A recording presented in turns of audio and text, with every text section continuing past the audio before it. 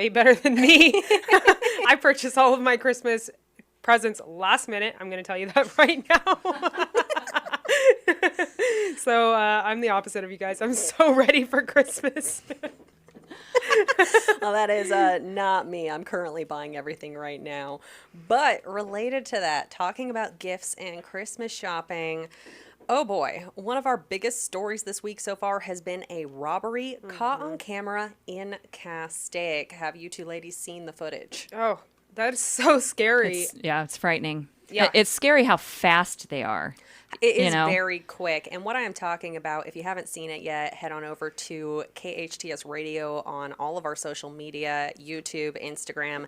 We have home security footage that shows a group of at least 10 people rushing up on a Castaic resident in his own driveway at around 9 p.m. Sunday on the 28,600 block of Cloverleaf Place in Castaic. In this clip, which has been shortened, you can see multiple vehicles driving up the street just moments after the victim arrives home, boxing him into his own driveway as a group of people run out of these vehicles to rush toward him, where apparently they robbed him at gunpoint, even though you can't quite clearly see it in the clip.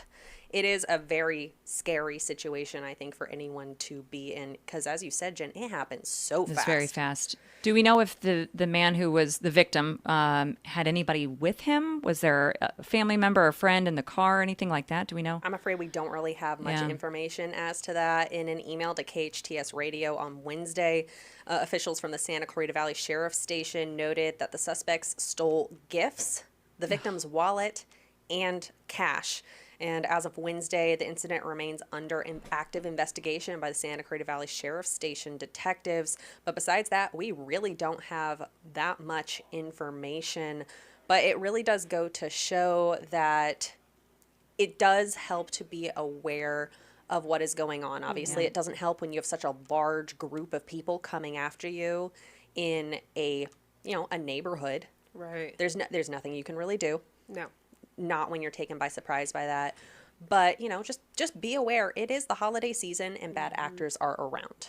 For sure. Just think about, when you are coming to and from your house and even to here at the station when you're coming down for work, you're not really, you're aware of your surroundings, of course, but I catch myself kind of just zoning out. You don't really stop and think like, man, this is, I should probably be looking over my shoulder, even going into your own house, clearly. Oh, yeah, absolutely. Where it's like, I used to work nights here, and a lot of the times, being a woman, you also have to be kind of aware of when you're going to your car as well. And it is very unfortunate that you don't think about a group of people following you. There's only so much you can do, but, be aware, keep an eye out, check your back seat when you're getting in.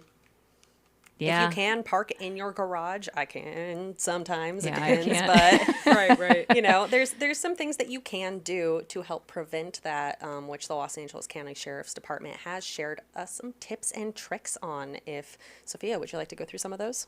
Oh, yeah, for sure. I was actually going to say, before adding these tips and tricks, when I was working in Fresno a couple of years ago, I actually had a really weird incident kind of similar to this that happened to me. I was luckily being very vigilant. I was leaving work, and I was an on-air anchor at the time at Fox 26 over in Fresno, and somebody was waiting in our driveway at Fox 26. I noticed their car when I was pulling out of our gate, but I didn't really think much of it because sometimes people park in our garage our driveway at Fox 26 because it was right off the main road in Fresno, so it kind of made sense. But I noticed that they were following me for a while, and right when I had stopped at a red light, they had pulled in front of my car. All four doors had swung open. I had purposely parked, well, I guess I was at a red light, so I had purposely stayed about 15 to 20 feet away from whatever cars, just because I had a weird feeling. So when I saw them swing open all four doors on the car, I saw two people get out from the front. I couldn't women, but I immediately floored it. I went to the other lane and I just completely drove off and took a completely different way home. Oh, yeah. I was very familiar with that area at the time, just because I was living there for 2 years. So they didn't follow me after that, but I was lucky that I was pretty vigilant and nothing happened, but it was pretty scary because I did call my coworkers and I called my boyfriend at the time, and I was like, hey, this is what just happened to me. I think that we should be aware. I also called my news director, and they ended up calling the police and got that footage. But it was a pretty scary time because I was like, oh my God, that could have been really bad Yeah. if I just was not paying Yeah, attention. you're zoned out. Yeah. Like everybody does in their car. You're listening to your music or podcast or whatever, and you're not really fully paying attention. Absolutely. And I got off, I was working nights at that time too. So I got off at midnight. So it was midnight in Fresno. Fresno's known for crime. So I was gonna say anything. yeah. But some tips and tricks that we actually have from Los Angeles County Sheriff's Department is this is just for everybody. So just keep that in mind. Keep your garage door closed and locked at all time. Set vacation modes with smart lights and electronics. Keep your gifts out of the street view and close your blinds and hide your Christmas gifts from windows so people can't go window shopping. The same goes for your car too. If you can, keep them in your trunk or under things if at all possible. Maybe even keep a blanket in your car and cover things over there. Know where your orders are by tracking them. And also properly discard boxes of any expensive items so it doesn't look like you're advertising anything that you bought something expensive. You should also build some good ties with your neighbor so that way they're looking out for you. Set motion detection lights to deter anybody around. Put up security systems. You can get those on Amazon. It's not that hard to find any sort of like security camera. You could even get fake ones, honestly, and that also deters a lot of people. You could set up sirens outside of your home, position any sort of sensors on windows, so that way your back doors or just doors in general stay locked and you know if somebody is trying to get in or enter. And just please, please, please be careful what you share on social media. Yes, that is absolutely the big one. I really feel like when we were younger, people pushed in a lot more this whole like don't trust everything that you put online, and I feel like a lot of that's fallen to the wayside in the day of Instagram. But keep in mind that what you are posting online is now online, visible for potentially everyone to see depending on your security settings. So, please be aware of what you're posting and who you are posting it to, and just take precautions this holiday season. Yep. All right. Well, we are heading to break and we will be right back. A new short film directed by a man with a Western film family legacy right here in Santa Clarita. The short film is called The Geisha and the Gunfighter. Clint Berkey Lilly, the son of famed Hollywood stuntman Jack Lilly, has written and directed this new award-winning short film.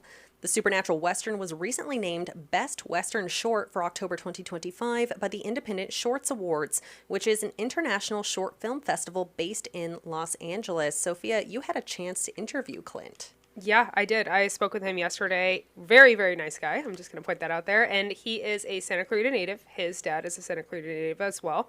So they love the Santa Clarita Valley. He was very pushing for saying that he was actually very happy that he filmed in Agua Dulce. His film was filmed in Agua Dulce as well as Victorville, but mainly in Agua Dulce. When you watch this film, this short film, you could really tell that it is filmed out here if you are from here, which is really awesome. But he said that part of this film was a tribute to his dad because of the fact that his dad did a lot of Westerns. He was a really big Western stuntman. And so when he was filming with some old Western looks and filming on a train car, it kind of just did remind him of his dad a little bit. And he was really proud about this film. Him and one of his buddies wrote this film very fast, actually, and he said, "You know what? Why don't we add a little twist to it?" So that's when he added the geisha into it, and he really wanted to bring some sort of like mysterious level into it. He said there's like a little bit of creepiness to it. There's some like horror aspect. There's some like laughter parts to it. There's a lot of emotions to this entire short film.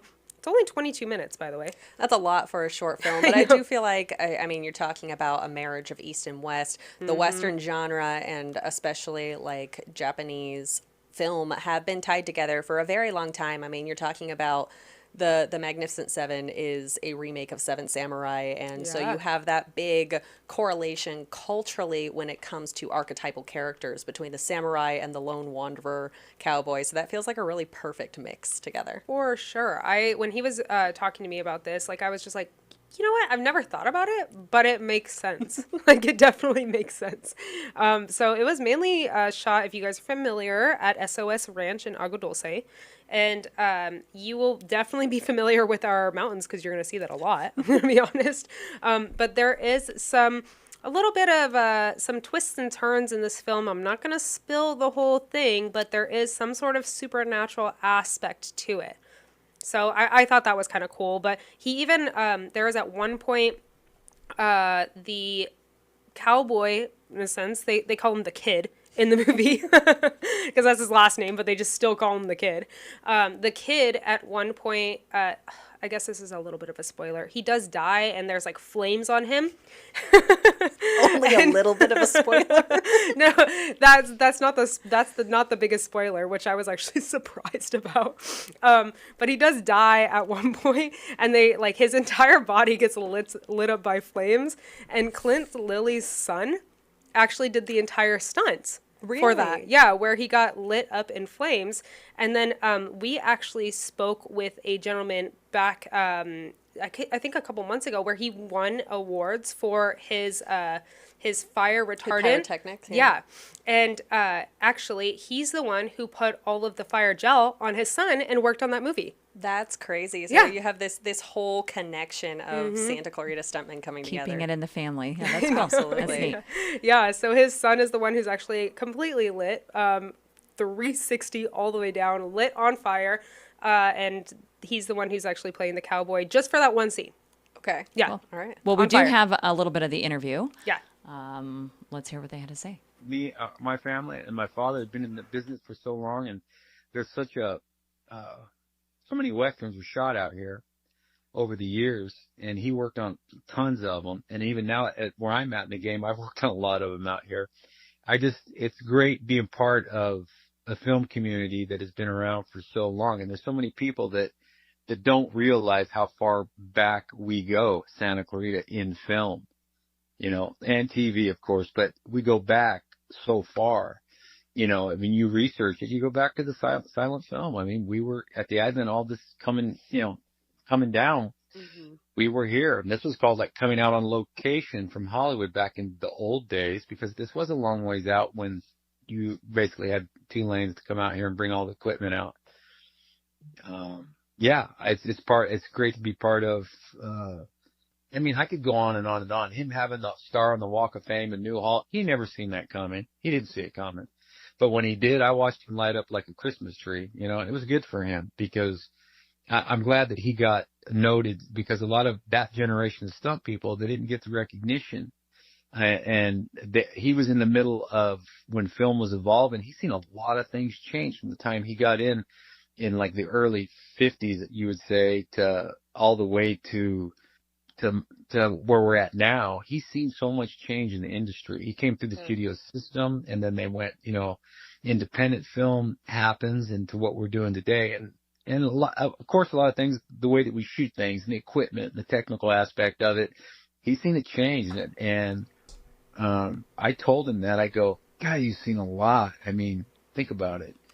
So Jade, talking about his dad, I mean, we've talked a lot about our Western stars over here. So can you talk a little bit about him and his specifics on what he's done? Yeah, absolutely. So Clint's dad, Jack Lilly, was a stuntman whose career included more than 300 movies and television shows. He's most famous for his roles on Little House on the Prairie. He was also in Planet of the Apes, the 2001 version, I do need to clarify. Oh. Sudden Impact, Legend of Zorro. I mean, he was in Spartacus. Like, I mean, you got Kirk. The people he's rubbing elbows with are classic films that not only define the Western genre, because he was a cowboy, a true cowboy, but also Hollywood as we know it itself. And I do love that his son Clint brought up the changes that stuntmen have seen in the industry. Yeah. We are very lucky living in Santa Clarita that, I mean, all of us have family in the industry in one way or another, but we actually get to recognize these forgotten peoples through our local media. I mean, we highlight a member of the Walk of Western Stars every Thursday, Right. including Jack, as well as truly forgotten people. Like, we found the granddaughter of a completely forgotten stuntman who helped teach Johnny Crawford how to do lasso tricks. His name is Buster Trout, and no one knows about him, but you see him in the background of movies during the silent film era.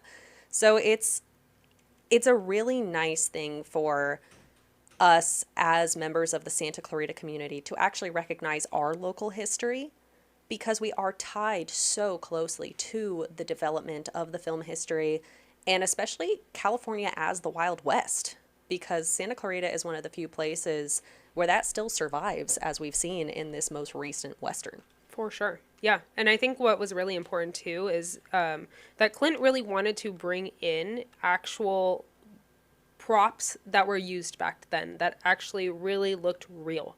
So when people are actually watching the film, it doesn't just look like, oh, they're trying to do a period piece. This actually, when you watch it, it looks really good. It looks really, really, really legit, which is cool, which is really cool. I do want to point out and say that Jack Lilly actually did work with my uncle a lot back then. So my uncle is Gene LaBelle, and he was known as the toughest man alive. He was a huge stuntman back then.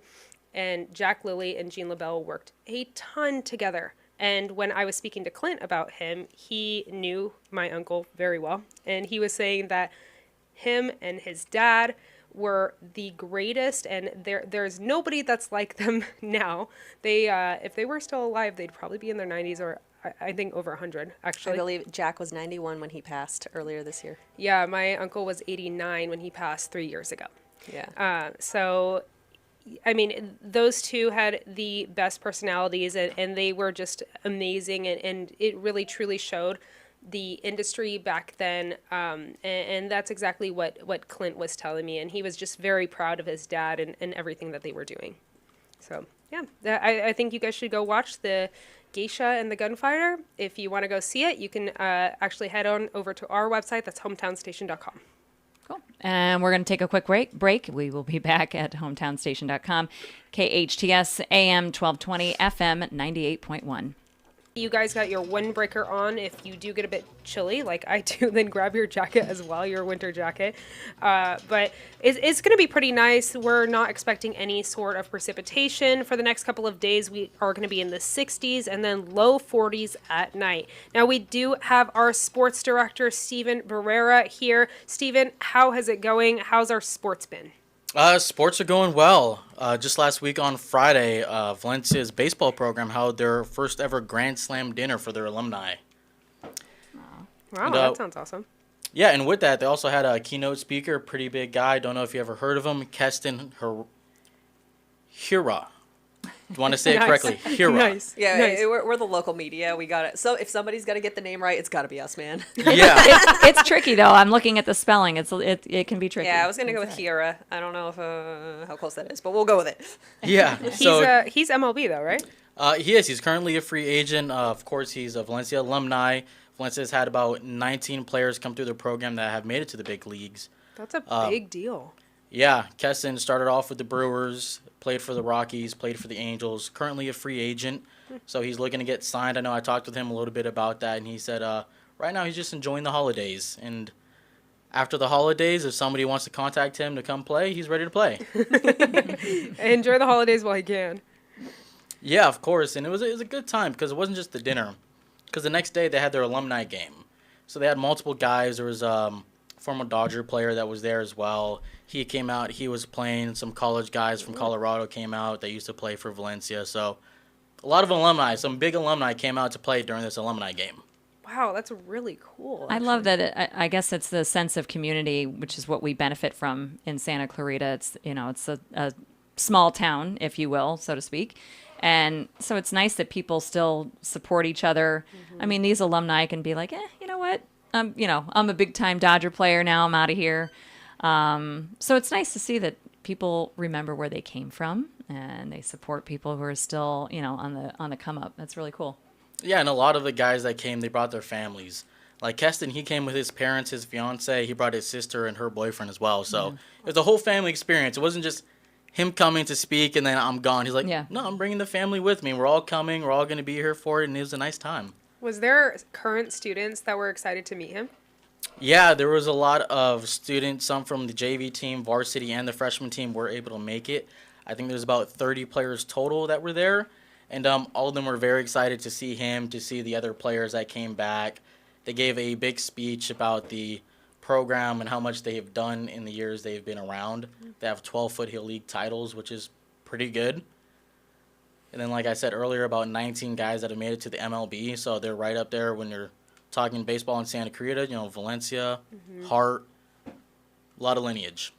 Well, hopefully we'll be able to see him wearing blue at some point. I know I do have to plug it. We're a Dodgers affiliate, so A Dodger Dodgers. blue. go Yeah. Dodgers. Angels is close enough. Yeah, Sorry, what are they now? The Los Angeles Angels. the Los Angeles Yeah. Angels. Still in Anaheim. Oh, Anaheim. That's still Orange County. I'm just going to throw that out there. No, but that's super cool. And it's so nice to be able to see that these programs have so much impact that even years later, as adults, as adults, these guys are willing to come back to their high school and actually help mentor the younger generations. That is such a unique thing to see. And, Jenny, you said that's kind of a small town thing. I say it all the time. Santa Clarita is a small town in practice, if not in reality, just the way that we interact with one another. So that is such a wonderful experience. I'm really glad that we're able to see that with these quote unquote celebrities who are, I say quote unquote because they're still hometown. But And it's very nice for him because he wasn't just the keynote speaker, but he was also being inducted into the Valencia Baseball Hall of Fame. Oh, that's so Yeah. awesome. And then just this week, because he went to go play college baseball at UC Irvine, and UC Irvine just announced that he's being inducted into their Hall of Fame also. Wow. Wow. Well, I'm glad that we got Keston before them. Yeah. That's really cool. So, were you able to chat with him? I was. He's very nice. Spoke very well. He was more than happy to speak with me. I pulled him aside. He talked for a few minutes. He was talking with a lot of the current players too, giving them tips and whatnot. And you could tell he just really wanted to be there. Yeah. Like, I don't think he got paid to be there, but if he was, he's not there for the paycheck. Yeah. Yeah. He's there for the people coming up behind him, which, Yeah. like we were saying, is really important. Especially when it's nice that, how old is he? Do you know? I don't know his exact age. I was going to say, if he's younger, he can really kind of connect more with the high school kids and, the ones who are still trying to pave their way, and they have a little more in common. So, It looks like he's 29. okay. Yeah, so That's still young young. enough. That's, coming from somebody who's well beyond 29. he's like our age. Yeah, he's literally our Yeah. I mean, we're getting on the borderline of not close enough to high school, but, he can still connect with them. For sure. Yeah. That's cool. Yeah. Was there anything else that happened in sports that we should know about, Steven? Yeah, just yesterday, Valencia running back Brian Bonner signed an early NIL deal to play football at the University of Washington. Okay, wait. Can you explain to me what NIL is? Yeah, so NLI is a national letter of intent. So that's basically saying, I'm going to sign this paper, and I'm going to go play at the University of Washington. Oh. So it's kind of, I don't want to say a contract, but it's kind of like their written agreement saying, I'm going to go play for you guys. So this is all, what's the phrase where it's early commitment or early, what do they call it? Yeah, so it's early signing, Okay. and he's actually going to be graduating early. So in about 2 weeks, he's done with school, done with high school. So when they do the early commitment, does that mean that they are above and beyond in terms of talent, that they're the first ones to go? Is that how that is? Because I know that later on in a couple of months, people can still commit to whatever college they're interested in. So these first rounds, so to speak, are the best? Not all the time. Generally, yes. A lot of these players that graduate early and do end up going to the universities early have their stuff together. They are higher ranked. Like Brian Bonner, he's ranked, I believe, 5th in the whole nation for running backs. Wow. Yeah. That's crazy. Yeah. So, So you like think we're going to see him in the NFL? very likely. It's very likely. It's hard to say. Still has to play in college, do his thing, but Yeah. it's very likely he could make it to the NFL. He's going to be out in Washington next spring, getting ready and training with the team already. Wow. Well, I did live in Washington, so I will say that's at a really good school, actually. Yeah, that's a Huskies, right? That is correct. Yep. It's gonna Yep, be a go Husky. UW. So 5th in the nation. That is crazy. Could you give me a little bit of an idea of what his stats are? Yeah, so I have his stats right here. So just this season, he had 1,051 rushing yards, and he had 525 receiving yards and 18 total touchdowns. Now, I know those stats don't seem amazing. They are amazing. But when you look at the caliber of teams he played, he's playing Chaminade, Bishop Amonte, some of the top teams in California. So he wasn't going against, some small schools with a bunch of nobodies. He's going up against schools that have USC commits, UCLA commits, and very hard schools, to be quite frank. So when you see the competition he's playing and the numbers he's putting up, it speaks volumes for him. Yeah. So you were talking about, that he, or somebody had mentioned that he might go to the NFL. How early does the NFL start to kind of flirt a little bit with these players? NFL is looking at guys all the time. So as soon as they're a freshman, if they're good, they're going to be looking at them. But they can't get drafted until after their junior year. So the NFL has a requirement that you have to have 3 years in college before entering the draft. Is that an age reasoning, or is that they want them to do a certain amount of schooling before they are plucked away? Doesn't necessarily have to do with age, because there's been some guys who just had late college careers and they started late and they end up being like 26. And then there's guys that are like 22. Right. It's just more of we want you to get developed in the college system, and 3 years is the number they landed on. Interesting. That's stricter than the NBA. Yeah.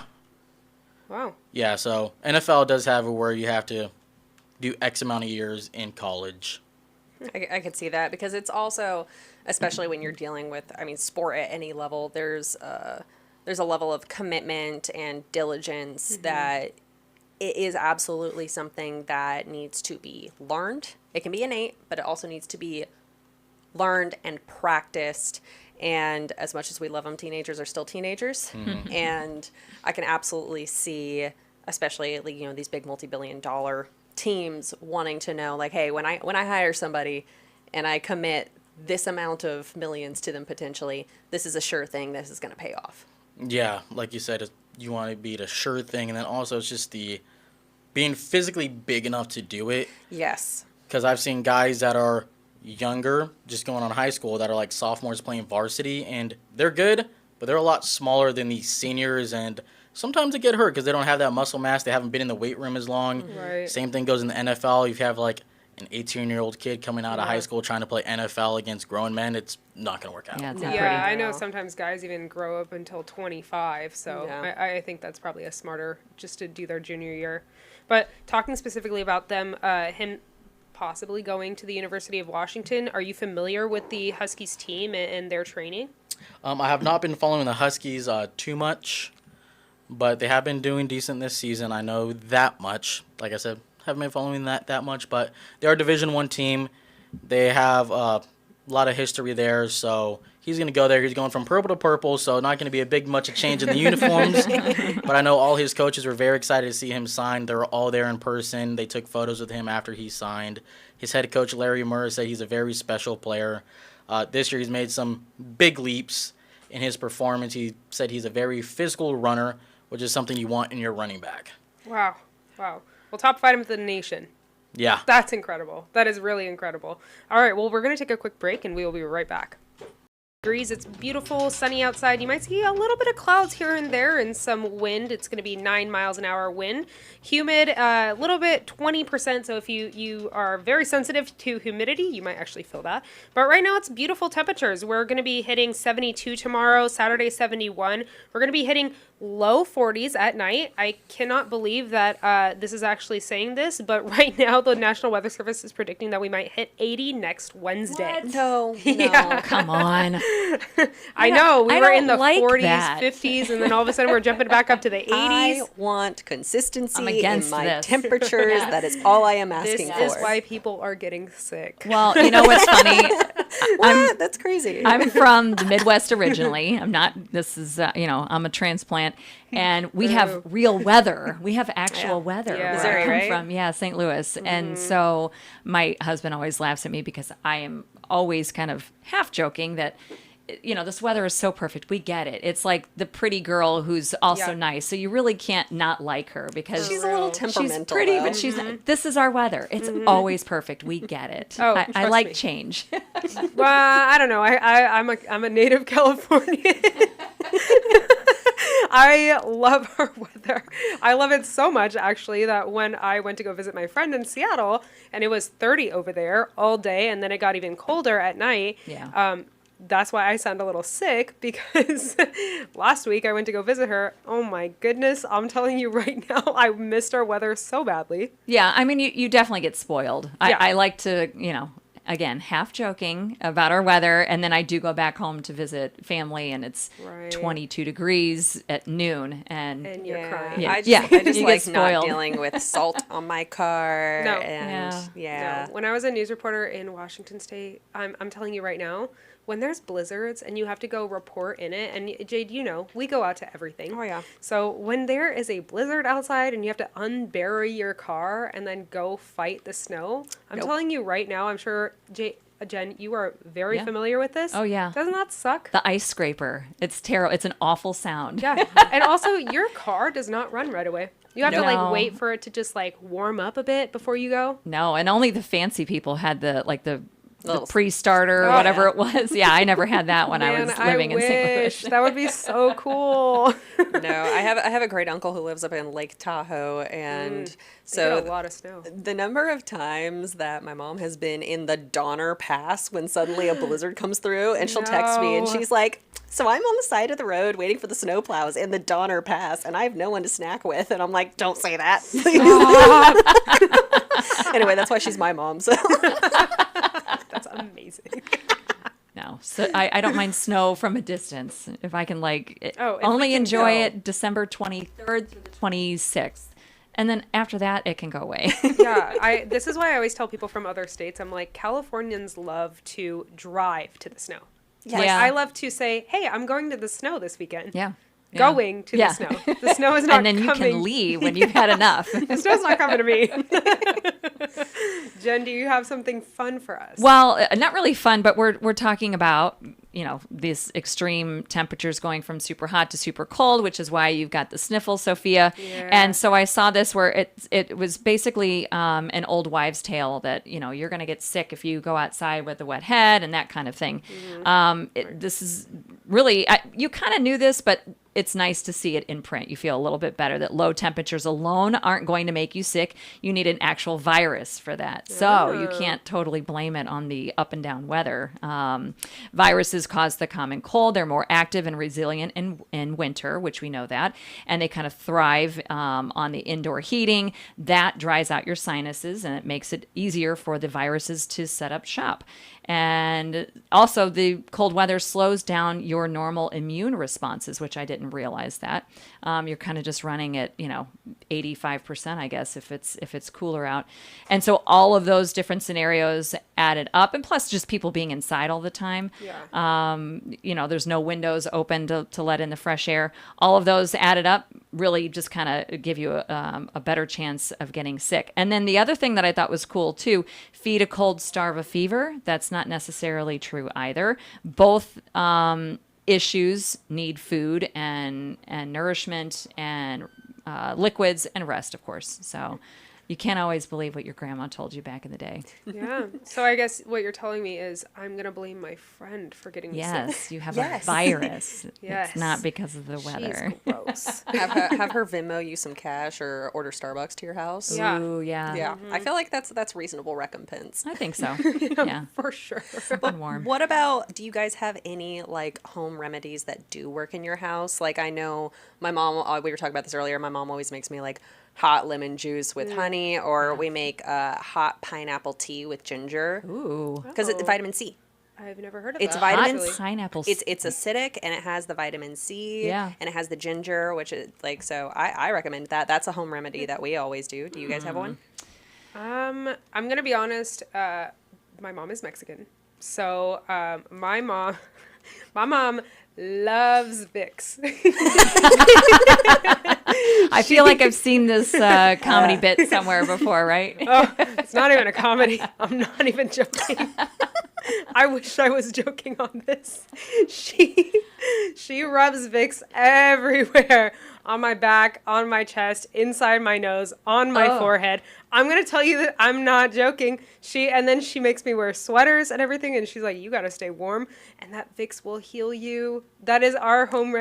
If she was listening right now, she'd be like, "Yep, yeah." Put it in your nose. Do Yeah. people put it on the bottom of their feet, or am I? I've Is that heard that. And Okay. then socks. Yes. Yeah. Yeah. Yeah, I don't do that. But I've not tried that please don't either. tell my mom. That's She might start that's doing so that. nostalgic to me though, is like being a kid and your mom bringing you like the Vicks. Oh, yeah. Like It's like that's slabs. Yeah. Oh my gosh. it's like hot chicken soup, the smell of Vicks and being all bundled up in my mom in my Oh, parents' yeah. bed. Yeah. That's like Yeah. that's a childhood memory. Oh, yeah. yeah, definitely. My mom also like simmers tea tree oil in like a little bit of water on the stove. And if we have a stuffy nose, she'll make us like smell it. Have Okay. you guys ever Okay. done that? No, we Okay, had I'm weird. eucalyptus. We had eucalyptus. Oh, okay. Same thing. Probably same idea. effect. Same Yeah. effect. It's the same with the Vicks. Like it helps. Yeah, just Yeah. opens it up. Jen, I- any weird things? No, I mean Vicks, yes, and Hall's not- drops. Yeah. I know they're the basic thing to do, but that's my go-to. And I always try and get my kids to take a couple of them. They don't like them. They like the cute flavored ones. And I think yeah. that doesn't I do have- anything. You need the stuff that like really kicks you in literally the have one throat. right in my mouth right now. Need a little bit of pain to make it go away.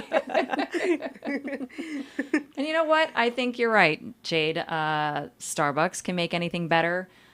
Comfort foods, pizza, just something that kind of, just hits you right in the feels. Yeah. So that makes you feel good when it's a bad day. Yeah.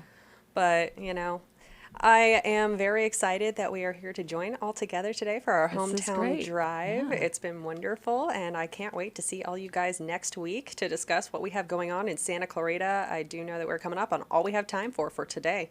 I know. I have actually been very happy to talk with you guys, and I'm excited to get this started. Woo! I know. We're looking forward to it. It's been a long time that we've been talking about it, and we had a couple of trial runs, and we decided, which was good. I think at first we were like, oh, let's just go in and open the mic, but this has been good. We had our trial runs, and hopefully everybody's enjoyed it and tune in and Every Thursday. Yeah, we'll always talk about the news and all of the fun things that are going around town here. So thanks for listening to your Hometown Drive on KHTS AM 1220 FM 98.1, yourhometownstation.com.